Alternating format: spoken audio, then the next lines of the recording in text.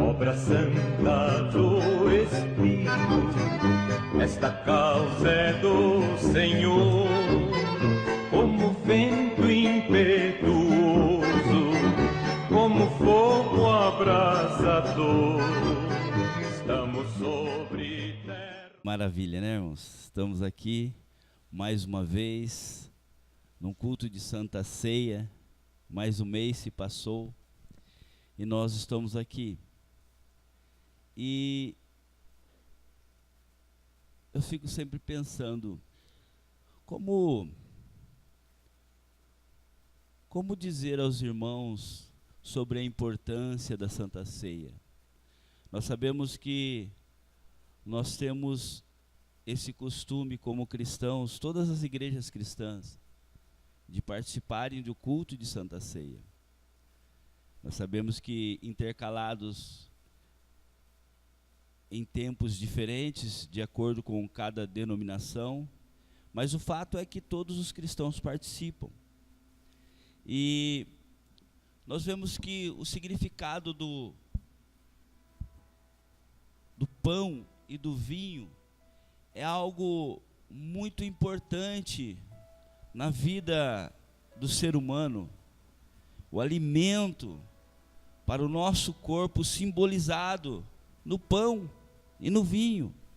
Ou seja, todos nós falamos sobre o de comer e o de beber. O de comer e o de beber simbolizados no pão e no vinho. Nós sabemos, nós como cristãos, nós não temos nem o costume de tomar vinho. Quando muito tomamos um suco de uva, né? Nós temos o costume de comer o pão, sim.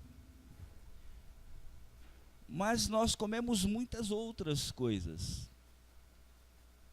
que também significa o pão, que é o alimento sólido para as nossas vidas, para o nosso corpo material. E nós vemos que o simbolismo de pão e vinho é o significado da nossa existência, da nossa vida material, mas também com a simbologia da nossa vida espiritual. Por isso a necessidade e por isso a didática da palavra de Deus em estar sempre presente o pão e o vinho. E nesta noite eu gostaria de meditar algo com os irmãos que muitas vezes passa despercebido pelos cristãos, talvez pela falta de conhecimento bíblico até, ou pelo pouco tempo que nós temos para estar buscando na palavra ou lendo a palavra, o pouco tempo que nós damos às Escrituras, muitas coisas passam desapercebidas. E muitos aqui já ouviram falar sobre Melquisedeque. Pela expressão de alguns, eu percebo que nem ouviram nem falar de Melquisedeque. E nesta noite eu gostaria, incrível, irmãos, nós estamos em uma congregação de pessoas crentes. E pela expressão, alguns nunca ouviram falar de Melquisedeque. Para mim é algo, não é surpresa, mas eu vejo pelo semblante de alguns, que tudo isso que eu disse é uma realidade. Nós precisamos, irmãos, enfim, mas graças a Deus você está aqui, e você vai ouvir algo sobre Melquisedeque nesta noite, amém? Abra sua Bíblia,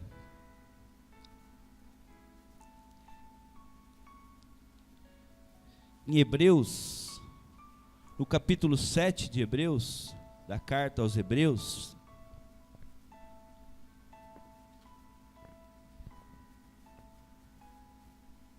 Hebreus 7.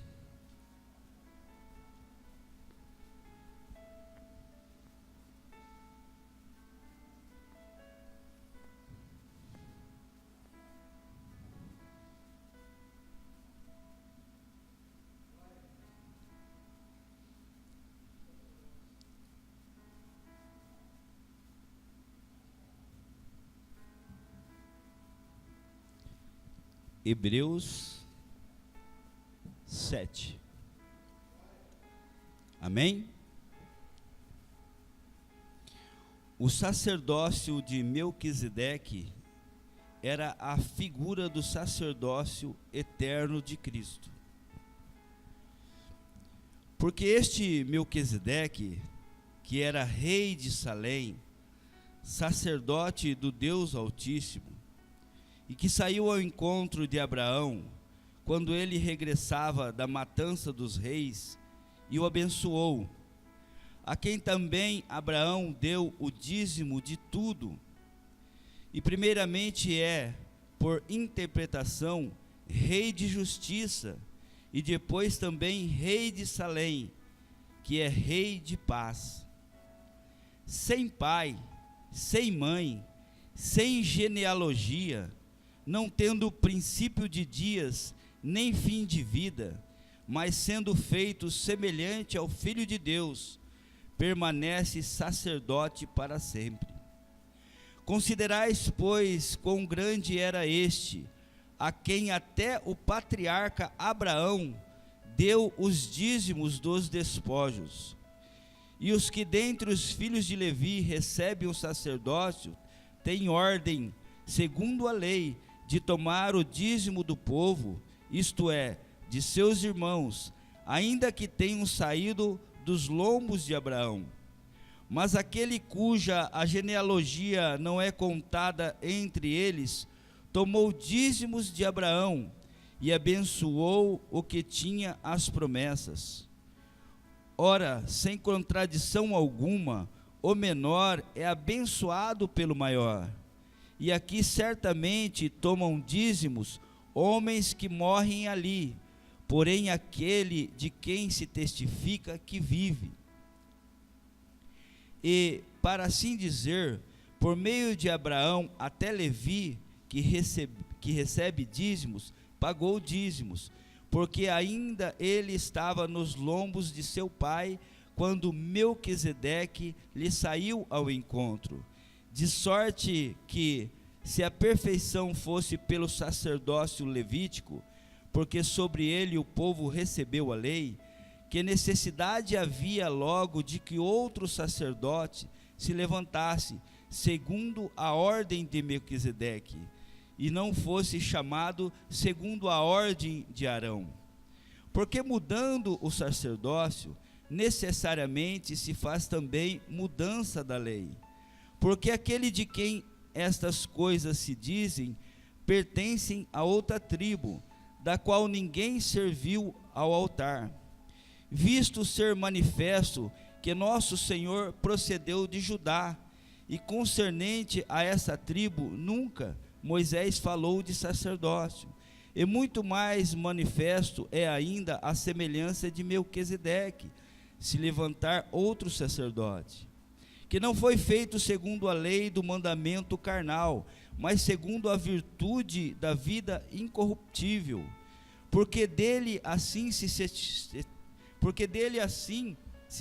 testifica: tu és sacerdote eternamente, segundo a ordem de Melquisedeque.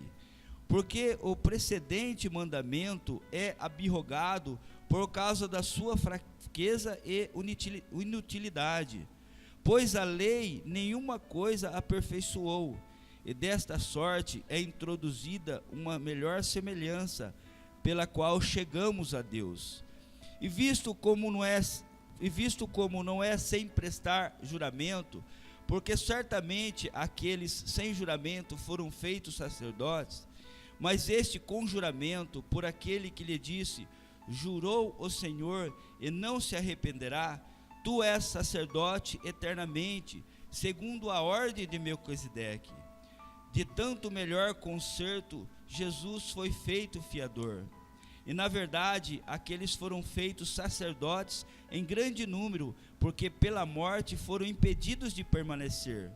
Mas este, porque permanece eternamente, tem um sacerdócio perpétuo. Portanto, pôde também salvar perfeitamente o que por eles se chegam a Deus, vivendo sempre para interceder por eles. Porque nos convinha tal sumo sacerdote, santo, inocente, imaculado, separado dos pecadores e feitos mais sublimes do que os céus, que não necessitasse, como sumos sacerdotes, de oferecer cada dia sacrifícios, primeiramente por seus próprios pecados e depois pelos do povo, porque isto fez ele uma vez, oferecendo a si mesmo. Porque a lei constitui sumos sacerdotes a homens fracos, mas a palavra do juramento, que veio depois da lei, constitui ao Filho perfeito para sempre. Irmãos, talvez você não tenha nem entendido a leitura que eu fiz. Talvez muitas vezes em um culto nós lemos um versículo e pregamos muito tempo, não é errado. Mas eu tenho o costume de ler o capítulo todo, porque muitas vezes eu vejo que quando você vai a algum lugar ou alguma reunião, é lido uma ata, é lido ela toda. Quando você vai a uma conferência, ou em qualquer lugar que é lido um documento, é lido ele todo, independente se você prestou atenção ou não. Porque tudo isso é testamento, está testificado. E existe um mistério muito grande sobre esse tal Melquisedeque. E é um mistério tão interessante que ele vai além das Escrituras.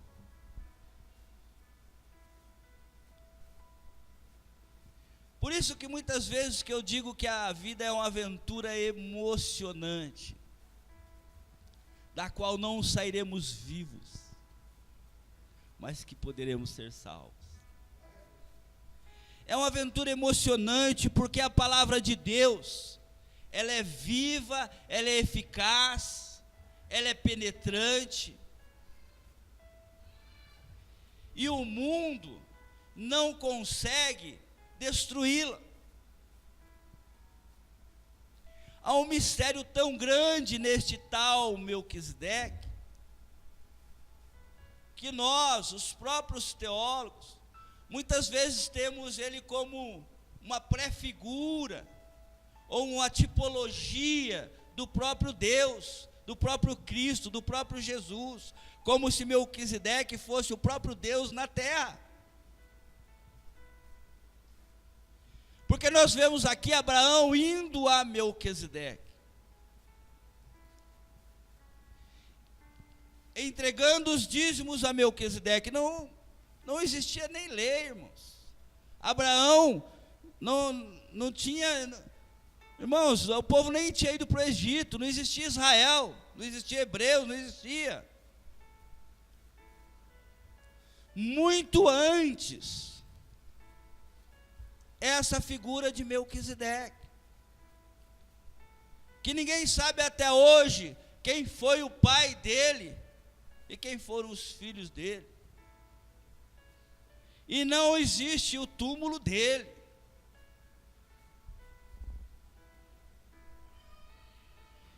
É algo tão interessante que o mundo das Índias, ou seja, a Etiópia, lá no Himalaia, nos países da Ásia distante, Melquisedeque era como o rei perfeito. A história não fica só aqui na Bíblia. Melquisedeque, presbítero, ele existiu e ele é considerado como o rei da terra. Não só na nossa escritura, na Bíblia. Por isso que eu digo que é uma aventura emocionante. Por isso que, quando você vê aqueles filmes de Indiana Jones, Caçadores da Arca, e essas imaginações do ser humano, é claro que com muita ficção, tem algo muito maravilhoso por trás,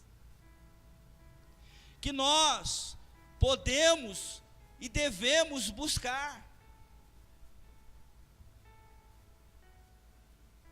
Eu gostaria de fazer até arqueologia, para procurar, mesmo sem nunca encontrar, mas sempre chegando um pouquinho mais perto, porque esse é o nosso Deus. É maravilhoso, o mundo não consegue negá-lo. Sim, negam, mas não conseguem tirar seu brilho, conseguem até negá-lo, mas não conseguem provar a sua inexistência. Muito pelo contrário, quanto mais o negam, mais ele fica evidente. E a história da humanidade se entrelaça. Isso é maravilhoso. É maravilhoso. Mas o que tem a ver isso com a Santa Ceia? O que tem a ver eu falar de Melquisedeque e falar sobre a Santa Ceia? Abra sua Bíblia aí, Gênesis 14.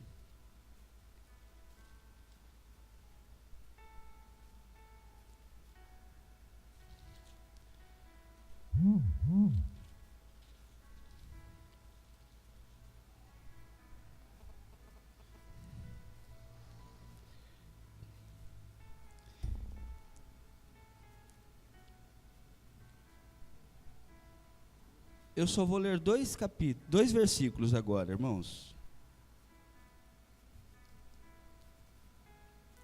Melquisedeque abençoa Abraão. Gênesis 14, versículo 18 e 19.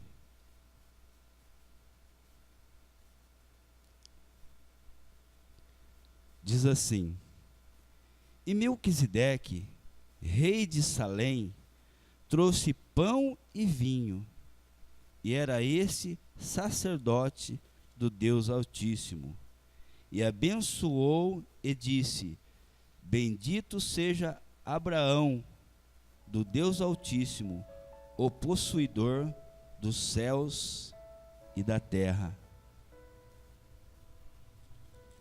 Amém? E Melquisedeque era rei de Salém. Irmãos, Jerusalém, uma cidade antiquíssima.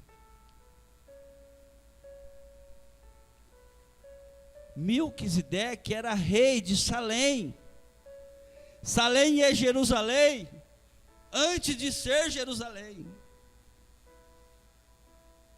Já existia e tinha um rei.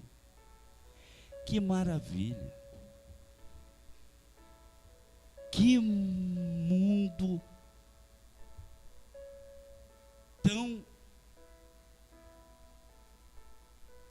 Como nós somos pequenos, irmãos. Como nós queremos entender a história, mas nós não conseguimos. E quando nós vamos buscando, ela dá em Deus. Ela dá em Deus. Vai para lá, dá em Deus. Carl Sagan vai no fim da vida, dá em Deus. O outro vai, não tem como negar. Os cientistas, os maiores sábios, não tem como negar. E a Bíblia vai entrelaçando. E ela sempre está falando do pão, do vinho, da vida, do fôlego de vida, da esperança. Enfim, nós precisamos compreender o significado destes momentos, do momento da Santa Ceia. Abra sua Bíblia em 1 Coríntios.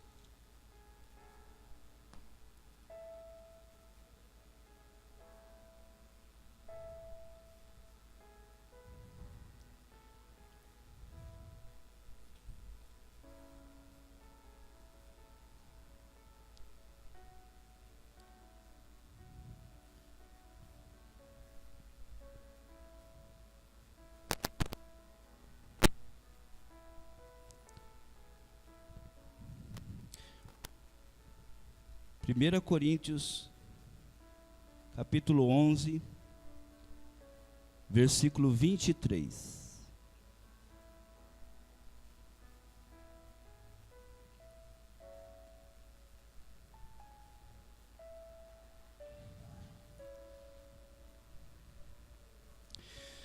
Amém? Porque eu recebi do Senhor o que também vos ensinei, que o Senhor Jesus, na noite que foi traído, tomou o pão, e tendo dado graças, o partiu e disse: tomai, comei, este é o meu corpo que é partido por vós, fazei isto em memória de mim. E semelhantemente também, depois de cear, tomou o cálice, dizendo: este cálice é o novo testamento no meu sangue, fazei isto todas as vezes que beberdes em memória de mim. Porque todas as vezes que comerdes este pão e beberdes este cálice, anunciais a morte do Senhor até que venha. Portanto, qualquer que comer este pão ou beber o cálice do Senhor indignamente, será culpado do corpo e do sangue do Senhor. Examine-se, pois, o homem a si mesmo, e assim coma deste pão e beba deste cálice. Porque o que come e bebe indignamente, come e bebe para a sua própria condenação, não discernindo o corpo do Senhor. Por causa disso, há entre vós muitos fracos e doentes, e muitos que dormem. Porque se nós julgássemos a nós mesmos, não seríamos julgados, mas quando somos julgados, somos repreendidos pelo Senhor, para não sermos condenados com o mundo. Portanto, meus irmãos, quando vos ajuntais para comer, esperais uns pelos outros. Mas se alguém tiver fome, coma em casa, para que vos não ajunteis para condenação. Quanto às demais coisas, ordená-las-ei quando for ter convosco. Amém, irmãos?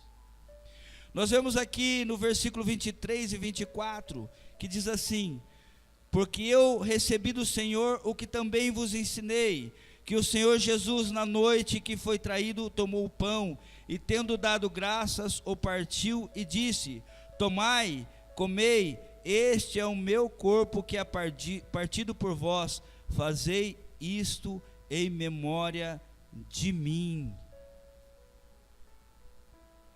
Irmãos,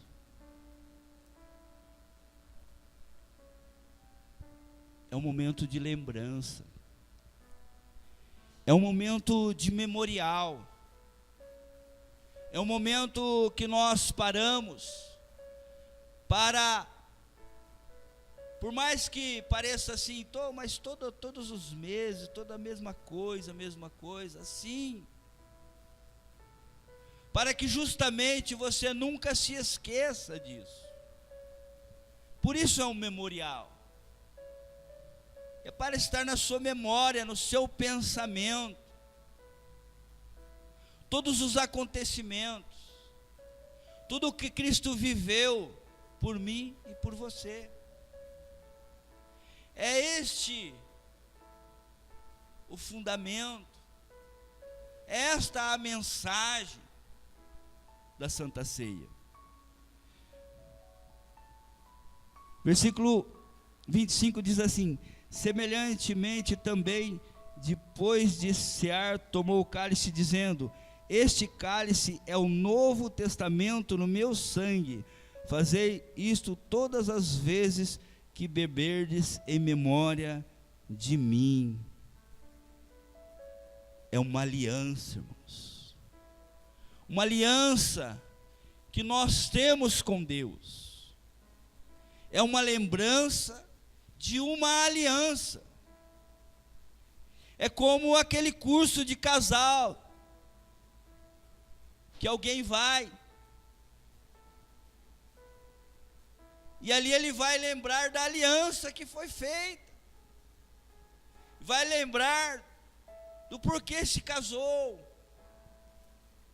qual é o sentido, e sai dali jubilante, alegre,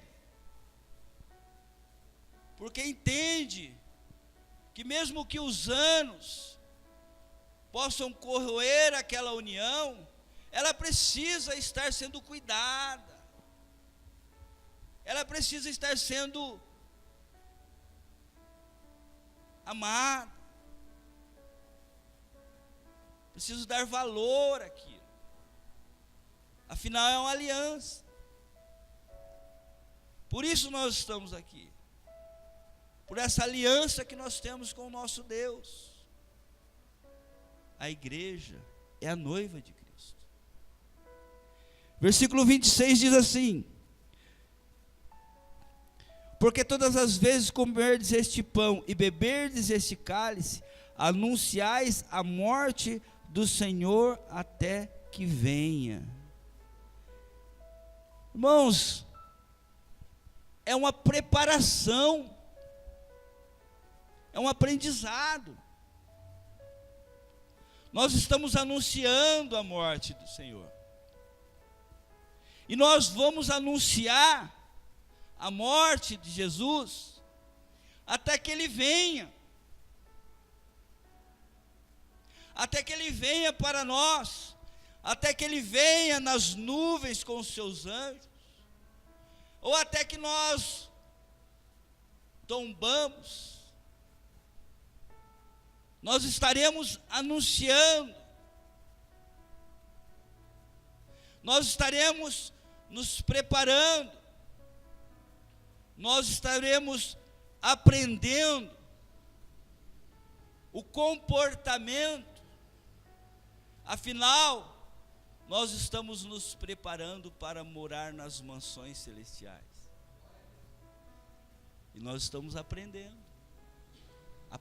aqui, aprendendo com o Espírito, aprendendo com a igreja, aprendendo a amar o irmão, a suportar o irmão, afinal nós viveremos eternamente juntos, amém? Versículo 27 e 28 diz assim: portanto, qualquer que comer este pão, ou beber o cálice do Senhor indignamente, será culpado do corpo e do sangue do Senhor.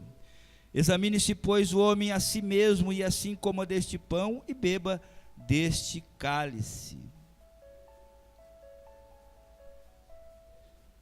Perseverança, irmãos.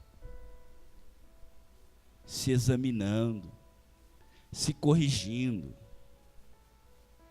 muitas vezes cabisbaixo, muitas vezes triste, muitas vezes suportando problemas, vivendo em dificuldades, mas perseverando. Nós estamos em uma caminhada, em um local onde nós somos peregrinos, em um local onde o mundo não nos quer, onde o pecado nos machuca, onde nós vivemos e nós sofremos quando nós olhamos para os lados e vemos como as coisas que acontecem neste mundo. Por isso nós temos que perseverar e olhar para frente, sempre buscando, sabendo que o mundo nos aborrece, da mesma forma como aborreceu a Cristo, e os seus discípulos. O mundo aborrece a nós, mas nós temos que perseverar mais um pouquinho de tempo, porque logo nós iremos. Perseverança.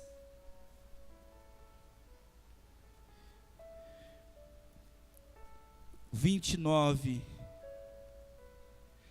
Porque o que come e bebe indignamente, come e bebe para a sua própria condenação, não discernindo o corpo do Senhor. Por causa disso há entre vós muitos fracos e doentes, e não muitos que dormem. Porque se nós julgássemos a nós mesmos, não seríamos julgados. Mas quando somos julgados, somos repreendidos pelo Senhor, para não sermos condenados com o mundo. Irmãos, é como uma disciplina. Nós aprendemos na Santa Ceia, ela é completa. Esses poucos versículos que nós lemos, eles nos falam como nós devemos viver. E esses 4 versículos que eu li agora, nos mostra a disciplina que nós devemos ter em relação a nós mesmos e aos nossos irmãos. Quem sou eu para julgar? Para onde vai a sua alma? Quem sou eu para julgar se você deve ou não deve participar? Quem sou eu para julgar se você tem relação fiel com Deus ou não? Quem sou eu para julgar as suas entranhas, os seus pensamentos?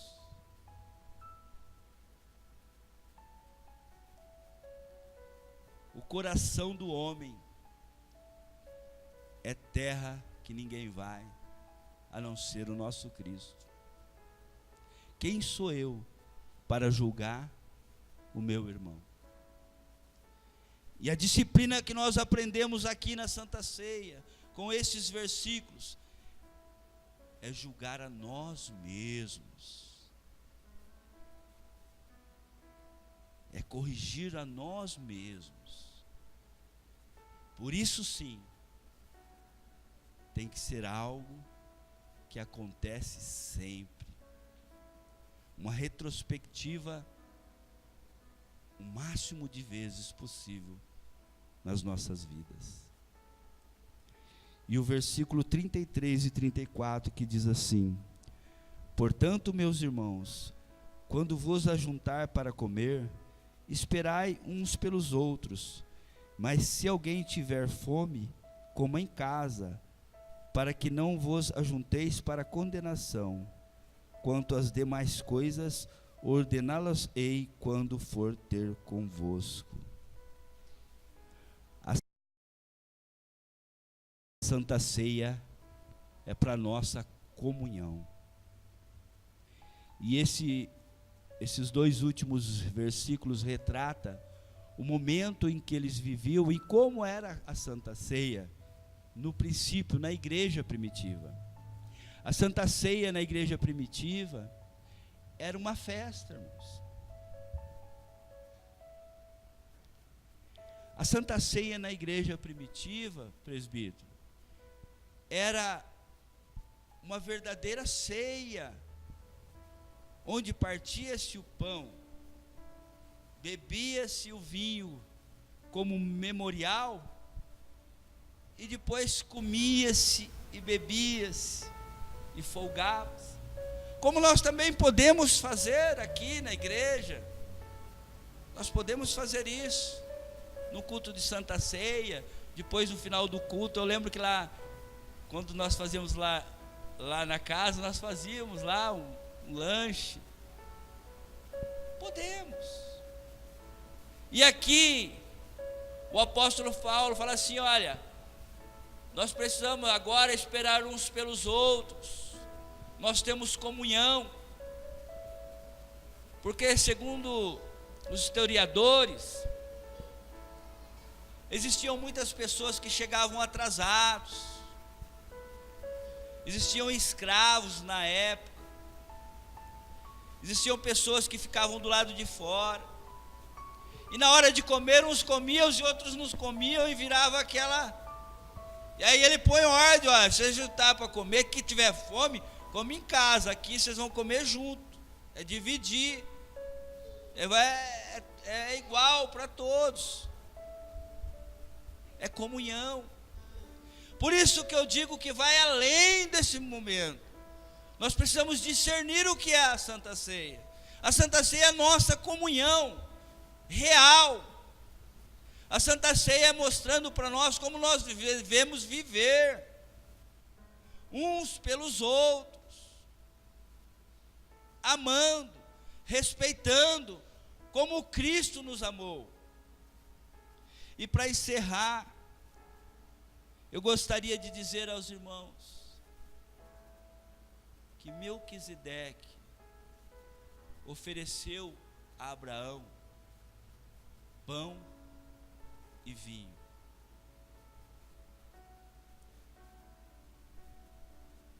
Existem muitos mistérios a respeito de Melquisedeque. E o nosso Jesus, ele é considerado segundo a ordem de Melquisedeque. E agora ele nos oferece o seu corpo e o seu sangue como pão e vinho para a nossa salvação, consumando todo o ensinamento e todo o que ele veio fazer, resgatando a minha e a sua alma para levar para o céu. Que Deus os abençoe. Gostaria de passar